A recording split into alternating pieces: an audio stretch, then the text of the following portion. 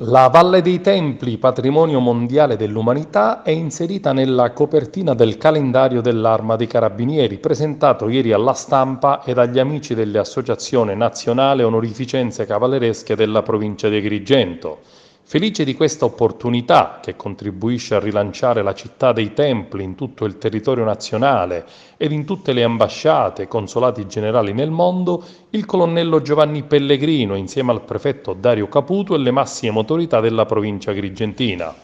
L'incontro, molto partecipato, ha consentito di ripercorrere la storia ed i successi del Comando Carabinieri per la tutela del patrimonio culturale, che nel 2019 compirà i 50 anni dalla propria istituzione. Il calendario dell'Arma costituisce ormai da anni per tutti gli appassionati un momento di promozione e diffusione che l'Arma svolge nel territorio e soprattutto come sia ricercato per l'originalità delle immagini che rappresenta in oltre 1,5 milioni di copie. Un prodotto editoriale ambito e presente nelle abitazioni e nei luoghi di lavoro, che racconta dal 1928 in poi la storia dell'Arma e soprattutto quella di migliaia di donne e uomini che ne fanno parte.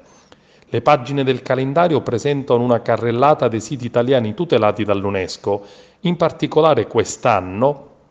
oltre ad animare le splendide immagini della copertina, la Valle dei Templi di Agrigento si ritrova raffigurata nella pagina dedicata al mese di giugno con la maestosità delle colonne doriche che si fondono con l'immagine di una donna del raggruppamento Carabinieri Investigazioni Scientifiche impegnata in una meticolosa ricerca.